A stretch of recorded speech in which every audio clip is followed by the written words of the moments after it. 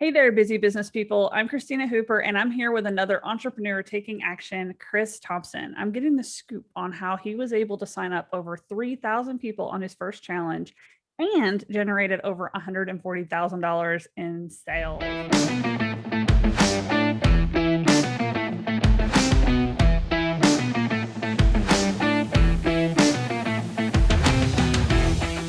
Chris, can you give us a little overview of your challenge and kind of why you think that topic you chose just, knocked it out of the ballpark with your audience and for your business? Yeah, absolutely. And thanks for inviting me to do this interview. Should be fun conversation.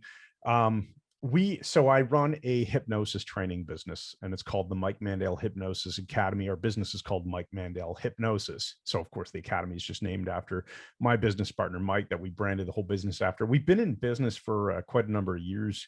Like 2008-ish, we started when we really were just selling some CDs and downloads and stuff like that. And we eventually evolved. 2013, we started doing a full online program. So we have an audience. So that was a big help. But basically, I wanted to do a challenge. I knew that the model was working well. We've all seen people talking about it and the different coaching groups that you and I are in where we've heard people talking about challenges. And of course, Pedro Adao is teaching this. And I thought, well, this makes a lot of sense to me. It seems a lot better than the webinar model where you're just inviting people one time in, you teach them something, and you're fairly quickly shifting into a sales pitch.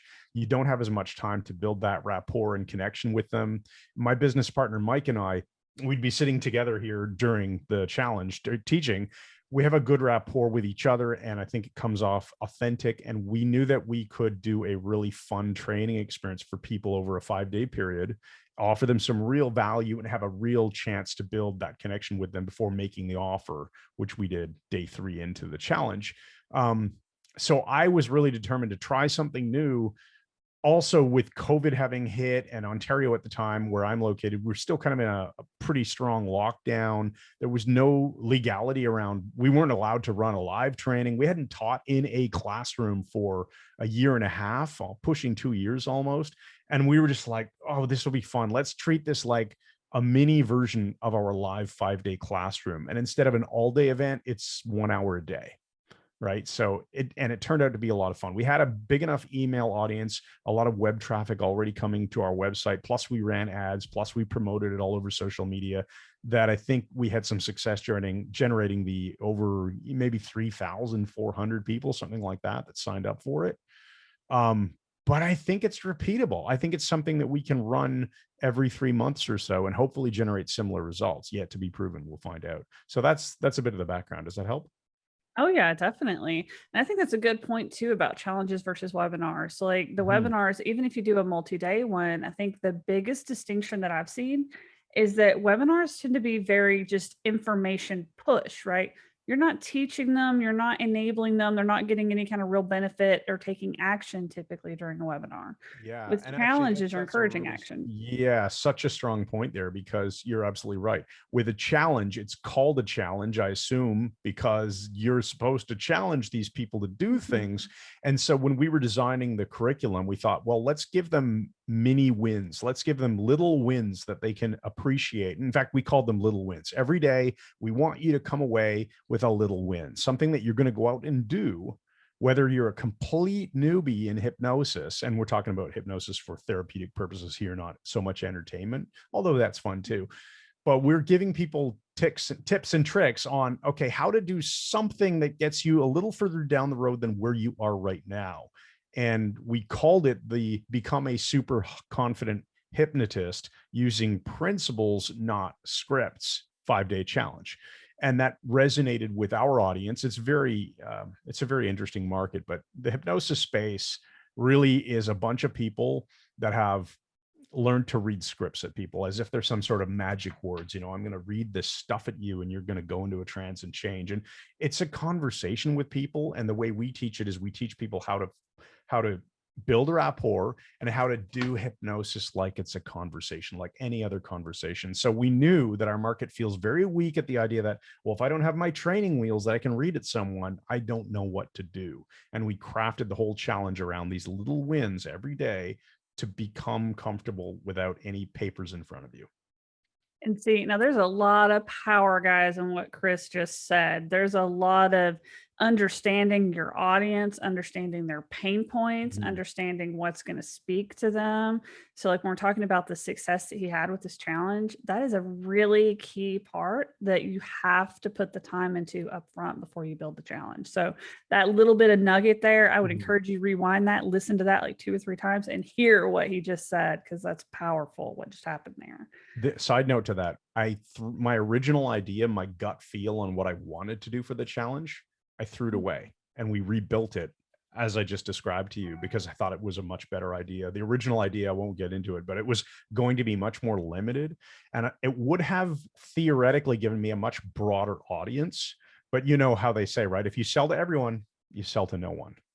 Yeah, well, So and I think, the riches are in the niches, and Mhm. find your dot, and depending on who you're talking to, Pedro, Dean Grazioso, they all have some version of it. Yeah. Where it's like you can't be too niched. I mean, I think one of Pedro's sayings is, carve a niche that's so tight that only you fit in it. Yeah, Um, that was a great line. I remember him saying that on the mhm. training he did for DM. And if we had gone with my original gut feel, it would have been, oh, hypnosis that could be used for sales and persuasion and relationships and you name it, right? In your everyday life. Oh, and by the way, with your clients in therapy too. It would not have gone over as well because we wouldn't have been able to carve so narrow and deep into exactly what we wanted to teach. Yeah, absolutely. So, I mean, that's definitely something that's really powerful. Now, I know you talked a little bit about running ads and doing emails and stuff like that to get people in. Can you elaborate on that a little bit? Like, what did ad spend look like? How long did you run the ads? Yeah, How for big's your email sure. list? Like that kind of Well, stuff? I'll tell you, we didn't run ads. We didn't spend enough on ads. So I could have spent a lot more. The first time out, I have an ad agency that was helping me out. They run all my Facebook ads and stuff like that. And I said, oh, let's start out. Let's run them like 10 days in advance or 8 days in advance, whatever it was.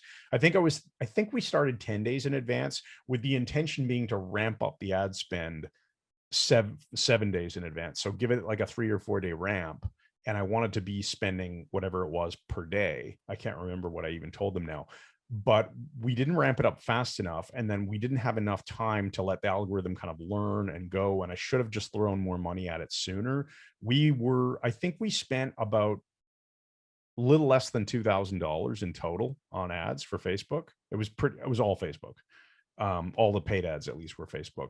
We were generating leads. So signups were around, I want to say $3, maybe $2.50. So about $3 a lead. So in this particular niche, I know that's a lot less expensive than maybe people who are running the traditional make money online type of challenges where I know lead costs can be more expensive.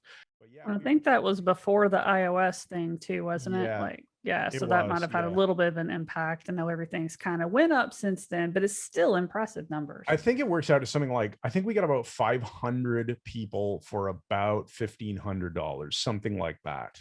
If you so approximately that's it's within the ballpark of the real numbers in the end. So and like I said, we have over 3,000 that had signed up. So only 500 of them came from paid ads. The rest came from everything else. And so what else we did first thing I did, as you know, my website's built on Thrive themes, and we're big fans of that, right? So we used Thrive Ultimatum, and we built a top ribbon that would show up on every major page for that entire period 10 days ahead of the challenge promoting the free challenge. And I think that generated quite a bit of traffic because we get a lot of organic traffic to the site and of course paid traffic and email return traffic to the site, so people would see that and they would sign up. So we did get a lot of people who signed up for the challenge who were already on our email list, but that's fine. There's nothing wrong with that. This wasn't intended to be like all new leads, because the idea is to take someone who maybe already knows about you, give them that awesome experience over 5 days, and then they'll be much more likely to want to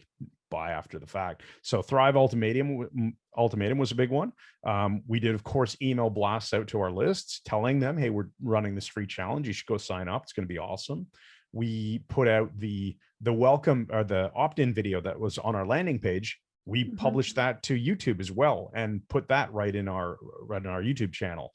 Then we would go live on YouTube and talk about the fact that we're running this challenge. And I even warm people up. I remember going for a jog around the block the other day before the challenge, and I got near my house and I whipped out my phone and started walking instead of running. And I said, "Oh, hey, just want to do a quick live here to let everyone know we're going to be running this challenge." I didn't even know what we were calling it yet.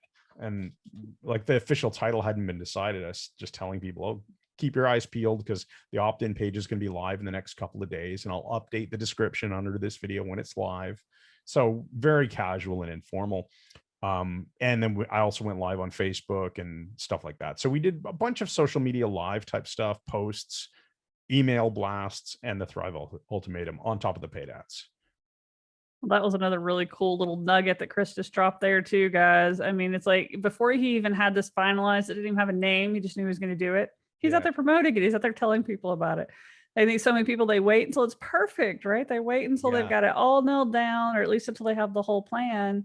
And I mean, I know me at least, I work better the opposite. Like if I go ahead and start telling people this is coming and when it's coming, it almost forces me to, live up to that promise. I can't back down Exactly. then. You don't want to be a liar, right?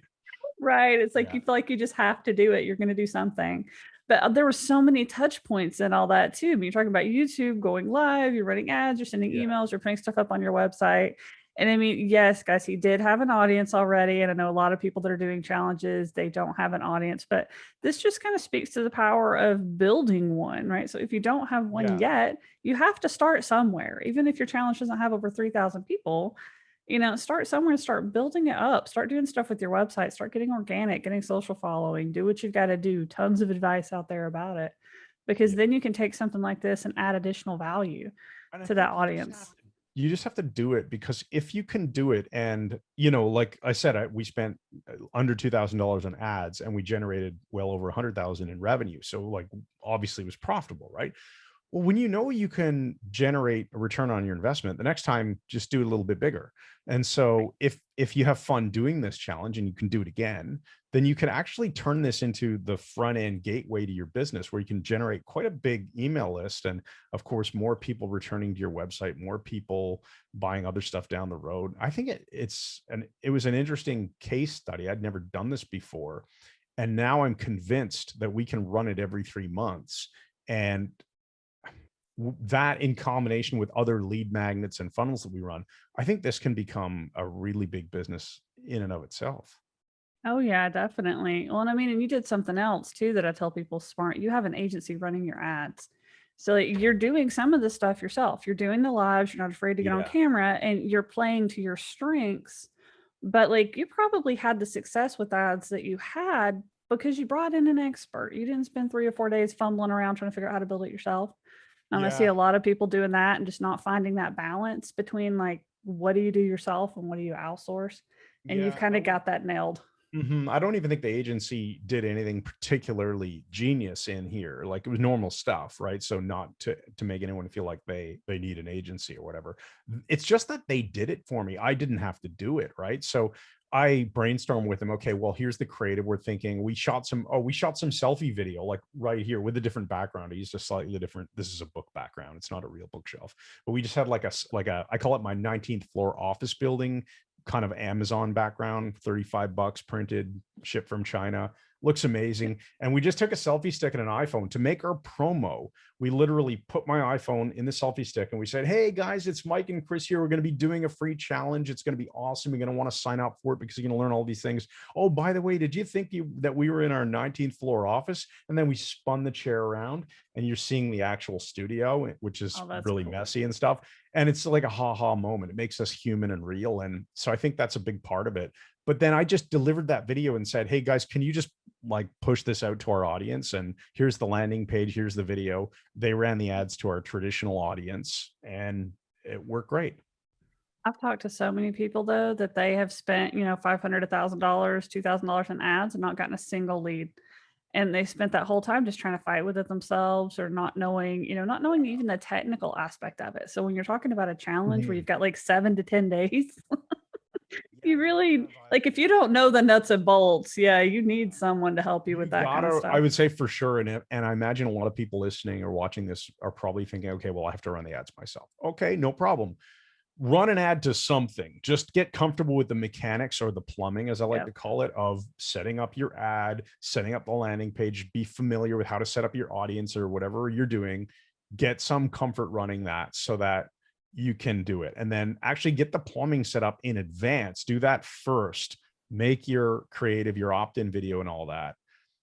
And then be ready to just hit the button, turn That's a on those really good ads. point. Yeah, even if all you do to play with it right now is throw a couple bucks a day at Facebook and run some traffic at your website, like a Mhm. homepage, a contact page, it won't convert well. Don't get me wrong, you're playing, it's nuts and bolts, but you're also training Facebook on who's likely to click through and stuff too if you've got your pixel installed. So there's Yeah, some for technical sure. components there that, yeah, that's a really good point. Just getting there and get familiar with the nuts and bolts. I wouldn't, like, if I didn't know how to do the nuts and bolts, I wouldn't throw $2,000 worth of ads in the 7 to 10 day challenge, ramp up to a challenge. On my own, I definitely use someone. So know your strengths. I mean, that's kind of the key takeaway is like know your strengths, know where to bring someone in. Because there's a lot Yeah. of moving parts to this challenge. I mean, we're hearing ads, we're hearing video, we're hearing social Mhm. media, we're hearing, all these different, email, all these different pieces. And you're not going to be able to probably do all of them yourself unless you just got crazy good superpowers, which some people do. More Mhm. power to you.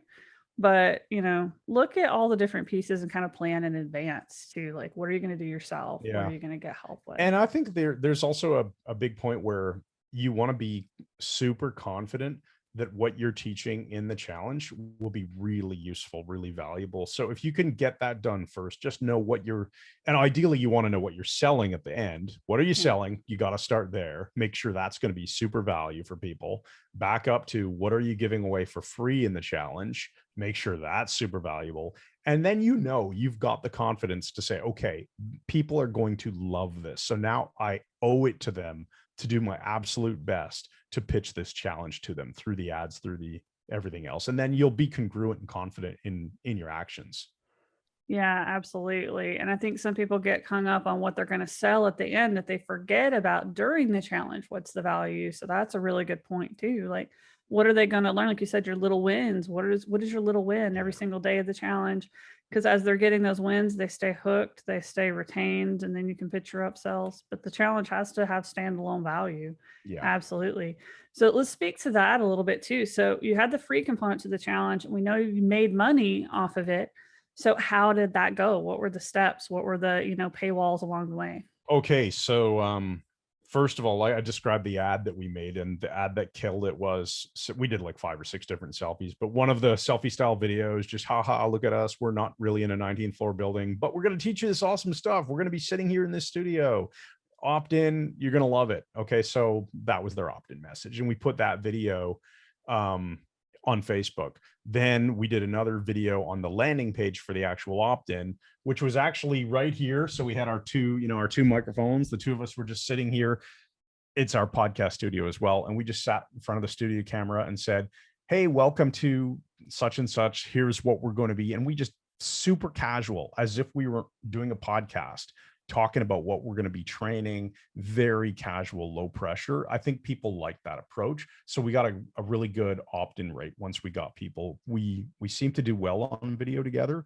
So we always use video in our opt-ins. I know a lot of people don't like to do video for opt-ins. I like to do it. It's comfort area for me. Then what we did is we sent them to a thank you page. It's traditional, right? Another video is like, hey, we did a 50% completion type bar, one of those Thrive themes things where, Yep. hey, you're almost done. And we just said, welcome to the challenge. Watch this video for your next steps. And we did another video, just Mike and I sitting here. And we said, hey, welcome, congratulations. And we told them all about, oh, you're signed up. You're going to need to click on the confirmation link that we're emailing to you, and all the instructions will be there, and you'll be joining us in the Facebook group and all that stuff. And then we mentioned, by the way, if you want to upgrade, we have a VIP backstage pass. And we told them, basically, we pitched a $67 upgrade. I wanted to put together an offer that I thought would be absolutely fantastic, no brainer. So we said, when you upgrade, you're not only going to get access to, of course, the broadcasts of the challenge, but you'll be in the Zoom room with us. That's something I modeled from others that I saw doing. You'll be in the Zoom room with us, and I called it the backstage pass from that perspective. And so that means you get priority Q&A. We'll hang around after the live broadcast on Facebook ends, and we'll answer more of your questions. You'll get to know us better. We'll get to know you better. People want an experience with us, and we'll help you out more. On top of that, you're going to get access to the recordings, which are exclusive to people who pay for the backstage pass VIP. So you keep them forever rather than them expiring when the challenge ends in the Facebook group. And on top of that, we put 2 bonus gifts in there. One is a course, and we framed it truly as our most popular course on hypnotic inductions, normally $100, $97. And we're going to give it to you for free. And now keep in mind, the upgrade was only 67. So that was like a no brainer. And we told them a little bit about the course. It's 5 hours of training. It's a really good course. People love it. We sell over 10,000 of those, I think, over its lifetime. So we told people, hey, you're getting this. And we had a physical product. So a few years back, we printed up as a tripwire, and I got the idea actually from Perry Belcher at Traffic and Conversion Summit one year, talking about freemiums, like things that you can sort of sell for cheap, or, you know, the old football phone from Sports Illustrated. That so we made a deck of these hypnotic language cards that we sell really cheap on our website. So we already had them, and I thought, well, we don't need to talk about the price, it's irrelevant. But I said, you're also going to get a deck of these cards. I'm going to ship them to you in the mail. That cost me to ship these out all in, like, it's probably about $7 to manufacture, fulfill, and mail to anyone in the world. So my real profit on the VIP backstage pass upgrade was about $60, not the 67 that we collected. But still, like, I think the physical item made a difference for people. So if you have any capability to tie in some sort of physical item, great, wonderful. It's not essential. It'll still do well. But the fact that I framed the upgrade as having more value, a lot more value than the price, we made it a no-brainer. On top of that, we said, and I stole this idea from, of course, others who have done it in the past, if you're not happy for any reason with the VIP upgrade, like, we're here, our objective is to blow you away with the training. And if we don't, then you should ask us for a refund, and you still get to keep the bonus gifts. You get to keep the deck of cards that we're mailing you. You get to keep the bonus course that we're giving you. You get to keep the recordings, and we'll still give you your money back. Did you have anybody take you up on that? One person. And it was something like, it was one of these situations where I didn't realize what I was getting myself into. This isn't what I thought it was. 1 out of like 260.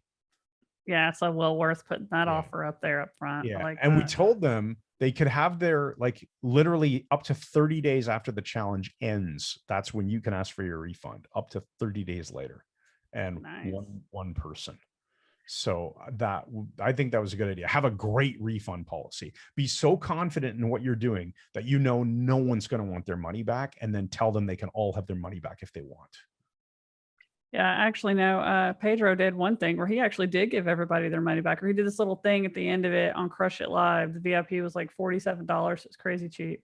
Yeah. And then at the end of Crush It Live, he was like, you can have it back, or we can donate it to this charity. And he brought a charity on stage and took everybody's VIP and donated to the charity. Craziest thing I've ever seen.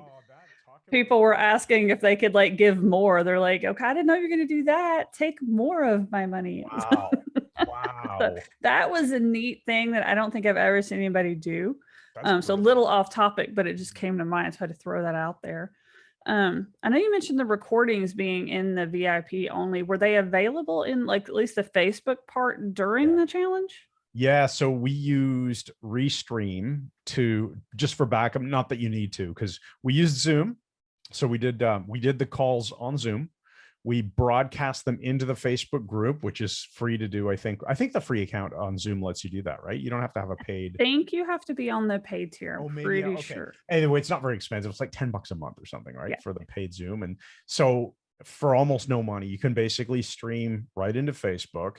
Just to be extra sure, though, we used Restream, which means we were going from Zoom to Restream then broadcast into Facebook. So we got the Zoom recording, we got the Restream because they record it, and Facebook's recording it too. So just to be absolutely extra sure, we did it that way, which means that either way you do it, it doesn't matter. It's going into Facebook, and the recording is automatically there in Facebook. It's ready to go. And we left them there. And we said, one of the things that I think is smart is to, and it's not my idea, so I'm not taking credit for this. I'm good at taking smart ideas and doing them, but hey, that's what we're encouraging people to do. That's the whole reason you're here. Exactly. You know, I'm not a genius who invents everything myself, man, no way. So I told people we will leave the recordings there for you until the end of the challenge, which is Friday. So we'll pull them down sometime on Saturday. And I ended up not pulling them down until I think Monday or Tuesday, really, the week like after the challenge, simply because I felt like we had recorded it. It was in Facebook. Then I had the real recordings in Zoom and in Restream, which I was able to download, stick in our members area. But until that was done, I didn't feel like I should pull them back, because anyone who had paid for the recordings, I didn't want them to have even 1 second that they couldn't access them. I thought that would be unfair. And since the only place they could access the recordings at that point was in the Facebook group, may as well leave them there a little while longer. And people were begging, like, can you just give me a few extra days and this and that? It's like, well, they're coming down, but you could still buy the recordings if you want. So people did buy, even after it was over. Some people still bought recordings. Now, I know you did you said it was a 5-day challenge, right? Did you do any bonus days on the back end, or like how Yeah. did you keep communicating when the 5 days was up? Okay, so one of the things that I learned through a friend of mine who's on my team, and he helped me out a lot. He helped me with a lot of the logistics and the planning, and actually built our whole workbook for us that we gave away as part of the challenge. He suggested doing what he called a day zero video. So your day one is your first day of actual training. We did a pre-recorded day zero video. Again, we just sat right here in the studio and we had our iPads with our talking points ready. And we just looked at the camera and started pre-framing everything that's going to happen. So, hey, welcome to day zero. This is the day before the challenge starts. And we want to get you really set up, get you in the zone, show you what you're going to be going through. We helped them understand what was coming. But one of the major things we did there was we included about 5 case study videos, just 2-minute long videos that I had a bunch of our students. I said, hey, can you, imagine you were one of our best students, Christina, right? I'd say, can you shoot me like just a 2-minute selfie style video, just talking about how our training helped transform you? Don't focus on us, focus on what it did for you and how it allowed you to go from where you were to where you are now, how it helped you accomplish that before to after transformation. And yes, it's about us in the end, but don't talk about us. Just talk about, I took their training and kind of thing. And me. That's a powerful nugget there too. If you're asking for Yeah. testimonials or case studies, guide them on what to give you so that you get what you need to do what you're doing. Yeah. So I got 5 people really quick one night over a glass of wine and some Facebook Messenger. I had 5 people say, yeah, Chris, no problem. I have that to you by. When do you need it? It's like, well, I need it by Wednesday because my editor's going to edit it in and all that. And so intro statement, well, here's what's coming before we get there. And I showed them 3 case studies. It was like case study 1. Then Mike and I would break it down and be like, oh yeah, so-and-so Lori is an amazing student. And we talked all about her and the transformation she made, not about us. Right. Then we played the next one. And oh yeah, Rick, he retired as a police officer and started doing hypnotherapy on the side. And he's a wonderful guy. And it was amazing to watch him. He did all this great training. And we talk about him and his transformation. And we did 3 of those in a row. So it takes like 5 minutes, right? Then we did the whole pitch. Here's what's coming. We told them I think we even told them we will be making you an offer during the training, but that's not the focus. The focus is to transform you. So we warm them up right in advance. Yes, we're going to tell you about our academy and everything that you can do with us later, but don't worry about that right now, because we're going to be spending this 5 days is focused on training you guys, getting you the wins. We framed the daily wins and all that. So that day zero video, we didn't really teach anything, but we got them excited. It's about getting them excited for the transformation that's coming. All right. And we, of course, remind them, by the way, hopefully you can make it live. If you can, that's great. If you can't, we understand Australia, et cetera, different time zones. The replays are going to be there. We made sure they understood the logistics. And I asked everyone to comment under that video as well, so that later, if I wanted to post an update of anything important, you know how Facebook works, right? Is that if they have commented, they've kind of subscribed to updates now. So if I write something, they're all going to get a notification, a little bell icon in their app. So that was a neat little cheat that I learned as well. So that worked out really well. So that was the pre-day.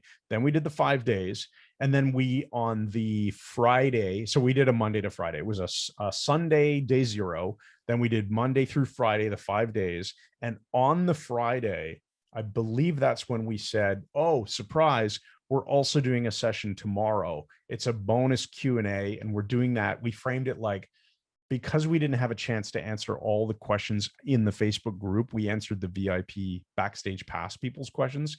And we really hoped we'd have more time to deal with the Facebook questions. We're doing an extra session on Saturday, same time. And it's all about answering your questions. And we got, surprisingly, still a lot of people showed up for that. And then when we did that bonus day, I started it off by saying, hey, everybody, welcome. I want to make sure it's clear. Because at this point we'd opened the cart on the Wednesday, day 3. That's when we actually opened the cart and announced what we were doing for people. So I knew that there was going to be product questions, but I wanted to frame in advance, just so you guys know. I know people probably do have product questions and the offer questions, and that's fine. We can answer those, but I want to make sure you understand this is not a sales pitch day. This is not a day for us to just answer questions about give us money. It's about answering your questions about hypnosis training and making sure that you're getting maximum value from the training that we just did. If you do have product questions, if we can slip in the answers, we will. Otherwise, absolutely make sure you email us, use the Facebook group, etc. We'll get you your answers. So I wanted to head off that idea that, oh, this is going to be the hard pitch, right? And really maintain rapport and build value. So you knew that 6th day was coming. You had planned that in advance. Oh, yeah. So even where everybody else is like, oh, hey, this is an extra thing. You had planned that. Yes. You had scripted it. Okay. Yeah. And what about after that? Did anything happen after day 6? Did you have any more like email communication or in the group? Okay, so in terms of the automation sequences that happened, it's worth covering that really quick too. So of course you have your welcome email that goes out when people sign up. Then I had programmed in advance the day, like the day before our day 0. So our day 0, as I was saying, that was the Sunday. So I think on Saturday, that's when we said, hey, by the way, even though the challenge starts on Monday, we're going to be dropping a welcome video, a day 0, a special extra video tomorrow at 9 a.m. And it was preloaded and scheduled in Facebook. So you teased the tease. Yeah, exactly. We said, so make sure you at 9 a.m. tomorrow, we're dropping the first video. And then when we dropped that video, I emailed them saying, hey, we've dropped the first video. Check it out. Let us know what you think. We can't wait to start with you Monday morning, kind of thing. And then what would happen for those first 5 days, the 5 actual days of training, I should say, we had an AM and a PM email that went out. So the AM went out like, I think 6 a.m. and we went, or 6, whatever. We did the training at 11 Eastern time. It's not like that would be the best time in the world. It just happened to be the only one that would work for our schedule. I would probably doing it again if I was going to do it. I know Digital Marketer often does like the 4 p.m. Eastern. So I would. Yeah, I think it depends on your time zones. I know a lot of the people that I've talked to that are Pacific, they seem to prefer like 1 or 2 p.m. most of the time. Yeah. And that seems to be acceptable for Eastern, but yeah. Yeah. Well, that makes sense, right? Because if they're in East Coast, or if they're in the West Coast at 1, they like it like 1 or 2 p.m. Eastern. So it would be 9 a.m., 9, 10 a.m. for them seems to be. I think anything like that, if your market is North America and Western Europe, then if you do, 1 p.m. Eastern is like 10 a.m. Pacific, and it's sort of 6 p.m. in England and 7 p.m. in Germany. It's not crazy, right? It's like, it's reasonable for most people. It just kind of sucks for Australia, for example. Yeah. So I think it's going to suck a little for everybody. It doesn't matter who it is. So it's just understanding your audience. I mean, B2B versus B2C, and there's different pros and cons there. Exactly. And I think nowadays we're working in so many time zones that, I mean, there is no perfect time. Yeah. That's why I like that you guys, some of these VIP things that I see where they gate the recordings, they gate all the recording. Like, you've got to be VIP or you get no recordings. To show up live or buy the VIP. I like what you did in the in-between. Like, it doesn't matter what time zone you're in, you will get to watch the recordings while the challenge is going on. Without having to buy the VIP. I think that was a really great compromise. And that was modeled. I'll just give a little, like a few months prior to this, knowing that we wanted to do this challenge, I thought, okay, so I watched Pedro's digital marketer training that he did was like 3 or 4 hours, right? I was like, okay, I took a lot of notes. That was excellent. Fantastic. About a month after that, I saw Pete Vargas was promoting a challenge, and Pedro was helping him promote it and said, hey, my buddy Pete's doing this thing. And I can't remember what it was called, something like my message matter, your message matters, or something like that. Something like that. I sat in on I it thought, too. So I thought, okay, I'm going to sign up. I decided I'm going to sign up because I wanted to model the funnel. Then I thought, no, I'm not just going to sign up. I'm going to do this challenge because then I can participate as a student. I'll probably get some benefit out of it, and I'll get to model how they run it. And I learned a lot about how they ran the challenge, how they opened the cart, how they handed off talking points between the different speakers, how they made their offer, how they followed up with the offer. And I thought, okay, that's worth doing. Sign up for people's challenges who know what they're doing, and then just take notes and learn. That's free, right? well, you seem to kind of fix some things too. So it's like one thing that they do in their challenges, they don't communicate a lot up front, like what the time commitment is. They don't communicate Yeah. the number of days. They don't, explain that, oh, there will be recordings on the free side and the Facebook group during the week of the challenge. Like that kind of stuff just sort of happens throughout it. I know that's been one of my complaints with some of their challenges is it's like they'll literally change the time. Or I'll have to You don't message want that, tech support and be like, hey, how much time do I need to block off? Like, are we talking an hour? Are we talking? And they're like, oh, we'll do 2 hours to be safe because it's Pedro. Like, okay. Yeah. Well, so the Pete Vargas challenge, that went off really well. It was extremely well organized.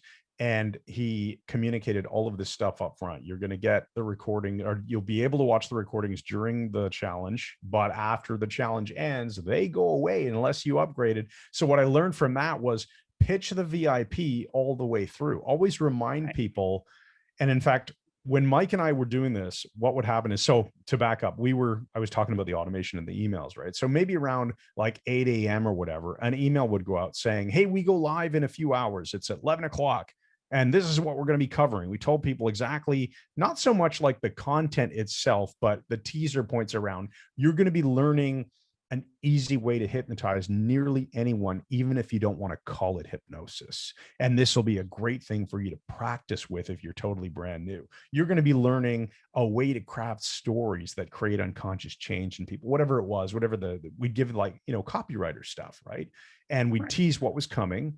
Then around, say, 4 p.m. or 2 p.m., whatever it was, after, the email would go out that says, the recording's available and here's what we covered. And people loved it because we covered, and then it's basically the same email, just written in past tense, like we taught this instead of we'll be teaching this. And that worked out really well.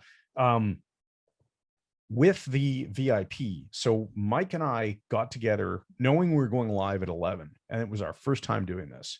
We did everything like on the wire, right up to the wire. So we'd get on Zoom at 9:30 in the morning, knowing we had 90 minutes. And it was like, okay, so here's the workbook.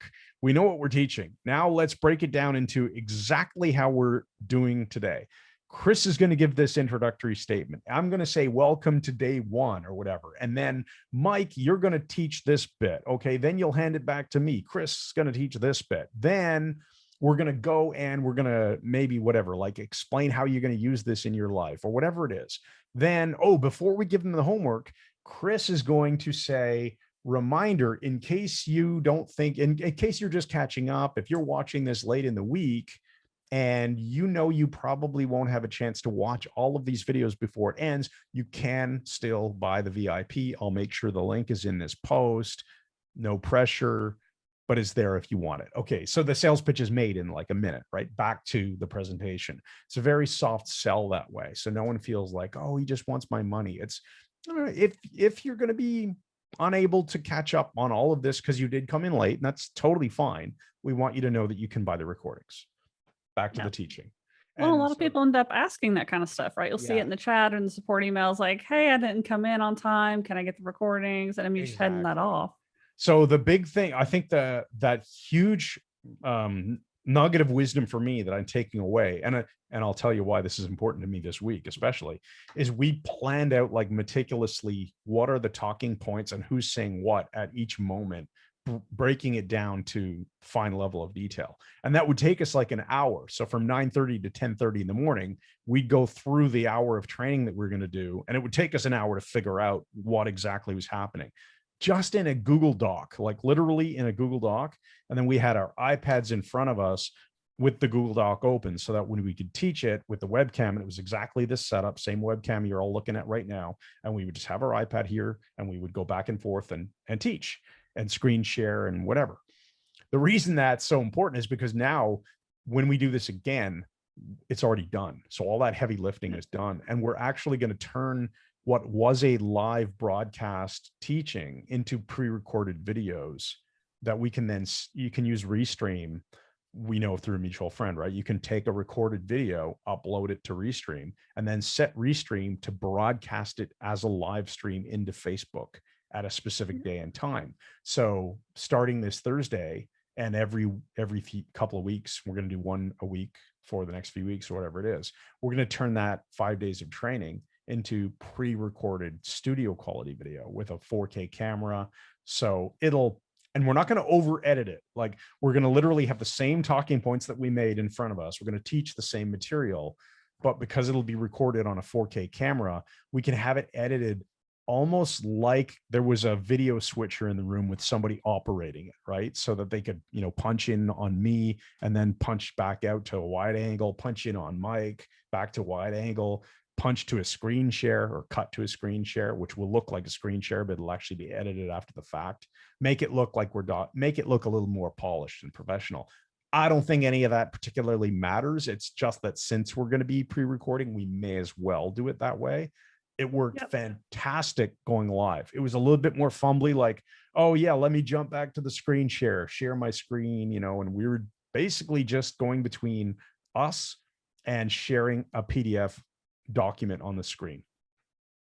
Well, and I mean, I think that's good too, to be thinking about what are you going to do next time, and doing something like that, like the hybrid style, I think is what you're going to be doing. So you're still going to be there for the Q&A. So you're not just throwing it out and being like, hey, here you go with no support.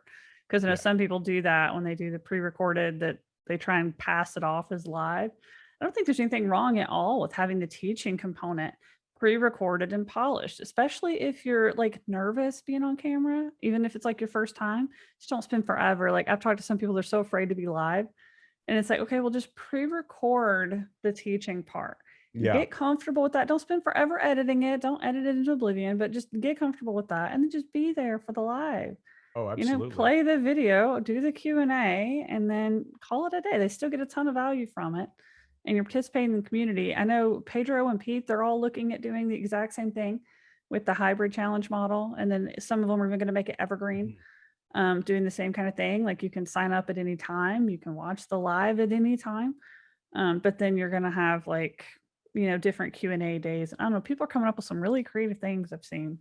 It's going to be fun to do it as the hybrid model, because the full teaching, let's say it takes us almost the full hour to get through the teaching and the pitch part, but then we can when we cut over to the Zoom Q&A, the backstage pass people will be the ones in that room, but we can still live broadcast that into Facebook, which means the Facebook people, even though they didn't have to pay a dime, they'll actually get more value. Yeah. Well, and I mean, I've been to some things like that too, where the experts were like, they were doing the pre-recorded teaching. And the coolest thing to me was they were participating in the chat. Exactly. Yes. It's like the guy who was on the screen that, normally you don't get to pick his brain until he decides to answer questions. He was able to answer significantly more questions. Oh yeah. That's what I'm looking forward to. Is it was so mentally taxing because it was this exciting new project, right? And we'd started at 9:30 in the morning, and then we would plan everything. And that's a lot of mental taxing brain power. Yeah. And then we're teaching at 11, we're done at 12, we're Q&A till like 12:30, 12:40. And then we're like, whew, okay. That was like 3+ hours of hardcore work. And we did that for 6 days straight. Right? Yeah. Well, and all your mental calories go into teaching. It's like when we talk about the mental load, the teaching component is so much more intense than Q&As. Absolutely. Most of us can answer questions all day long about things that are in our wheelhouse, and you end the day on a buzz instead of exhausted. So the next time we run this, when we run it hybrid, I can be sitting there, Mike can be at his own house or wherever he wants to be in the world, and we can both be commenting together, and then bam, we can 10 minutes before we know the live stream is about to end, we can pop into the Zoom room with each other and then literally, terminate one broadcast, start the next one, bam. Okay. And here we go again. Now it's the Q&A. And we've Yeah. already got a sense of what the main questions are because we were able to fully focus on the Facebook comments rather than having to teach. Yeah, it's really cool. I'm looking forward to that. But anyway, I don't want to go too far into that model because I haven't done it yet. So this is all just I know. theoretical. I'll but, bring you yeah. back after you do it, and we'll pick your Yeah. brain on that again. Okay, I'm happy to do that. Yeah. Well, I know we're kind of wrapping it up here, and I've kept you going for almost an hour, which is amazing. I love every bit of it. But just to kind of, wrap it up, what advice, like somebody else is trying to follow in your footsteps and trying to be you and have an awesome first, challenge. I think we've got two different things happening. If they're kind of brand new and they don't have, they don't have the website traffic, they don't have the audience, like maybe Yeah. some advice on how to start getting that. And then some advice on, how to like run their first challenge. Like what advice would you share? Well, on the traffic side of things, I guess you can always buy the traffic if you're comfortable doing that. There's no question, but you can obviously hustle too on social media. You can get out there on YouTube and you can do your live broadcasts. You can tell people, you can comment on other people's blogs and videos and all that and mention everything that you're doing that you want to do. Use Twitter, use LinkedIn, use whatever challenges or channels that you have available to promote what you're doing. And I think if you're either way, whether you knew or not, just make sure that what you design in terms of teaching is going to be so kick-ass. Everyone's going to love it. They're going to love you. Then even if you don't make any money off the first one, or you don't have a big enough audience to make any real money, you're going to start building a real reputation for yourself. And if you build a reputation, everything else is going to follow for sure. So that's really, yeah, it's hard for me to go back in time and think like when we didn't have the audience and the traffic and all that stuff, but you just build it up over time. Just start, do something now, because Well, I think you kind of hit it there too, putting yourself out there, putting your expertise out there, putting your passion out there, anywhere and everywhere that you can. I don't think there's any one strategy. Like I talk to people all the time. They're like, do I need to be blogging? Do I need to be doing video? Do I need to be do as much as you can do that's authentically you, whatever is comfortable. And aim your most of your hours towards the things that you're going to be passionate enough about. Because if you hate blogging, then you're going to dread the idea of sitting down. You're going to procrastinate writing blogs. But if you like doing live videos, jump on and do a bunch of live videos and see who can maybe even invite you into a live. Maybe you can get invited onto a Clubhouse stage or onto somebody else's podcast or YouTube channel. See if you can get interviewed by somebody and mention that you're doing this challenge that's coming up. And, even if you don't know what the heck it's going to be, I would say create some sort of like early bird list, not early bird list, but waiting list. That's probably the best way to do it. Like, hey, I'm doing this.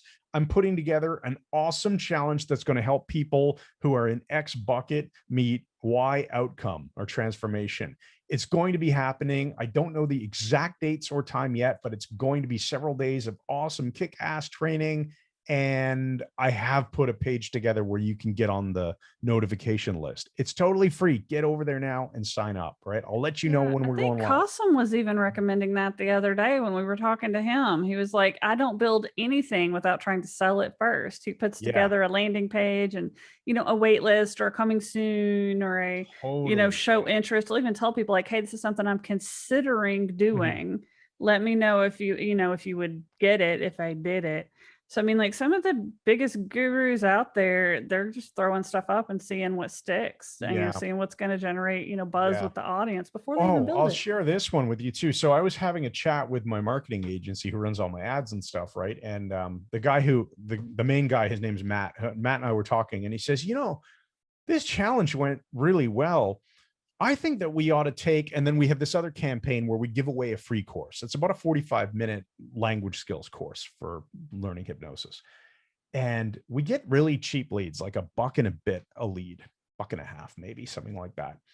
And I know that course is well loved and is a good entry into this challenge that we're doing anyway. And Matt says to me, what if we just start on the thank you page for the free opt-in that you're doing, the free course? What if we say, oh, by the way, we regularly do a free training that's several days long that dives even deeper in this material. Would you like to be signed up for that? And they'll go, yeah, of course, right? So boom, if you already have a lead magnet that kind of plays into the challenge that you're thinking of, why not maybe modify your thank you page, do a cut, like do a video. Of course, challenges are always delivered by video, right? Or they're always going to be training. So put a video on your thank you page that says, hey, thank you so much for requesting freebie XYZ. I'm going to be doing a live training that goes deeper into this. That's totally free. Would you like to sign up for it in advance? And if so, just click this button. And I'm sure you can use automation and stuff like that automatically tags them in your CRM. And you'll get a sense of how many people are like, yeah, I would like to do that. And I think it'll give you the confidence that you're ready to do it. So that's my advice. And then in terms of the actual challenge itself, figure out, like, pretend you're teaching something in an actual classroom. What's your curriculum? What are the exercises that you're going to be either demonstrating or asking people to do? Probably not a good idea to do breakout training in this kind of environment. I think for a challenge, just teach and give them their homework to do later. But think about everything from, what are your introductory stories and metaphors or whatever? What are you teaching? What offer and when do you make the offer? When do you remind them about the offer and the VIP and all the stuff that they can do? When do you give them their homework? And what challenges do you give them to bring a response into the Facebook group? So instead of just, okay, thanks again and good night and hanging up, tell them what to do next. Like, so your homework is this. I want you to go and find someone who you can practice this particular exercise with. And then if you can't find someone, by the way, there's 3,000 people in the Facebook group. Find someone, just put a post up that says, hey, I need a practice partner. You guys can organize a Zoom session and do this, do this, do this. And if you're really gutsy, record your Zoom call, drop it in the Facebook group for everyone to watch, and then comment on it. Invite people to engage with each other and give out prizes if you can. So we gave out, we have these branded shirts that this is an old one, but we have black ones. I gave t-shirts to people who were participating in the Facebook group. Like, hey, that was awesome. Can I send you a shirt? Reach out to support@mikemandelhypnosis.com. We're going to send you a shirt.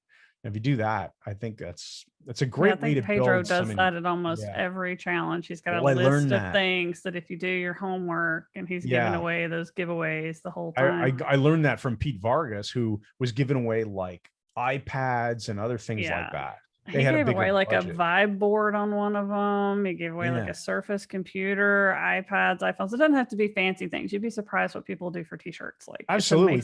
We had the shirt and it's like, well, you're giving away your own brand. So of course that makes sense. But I was even thinking, okay, could have done Amazon gift cards or something like that.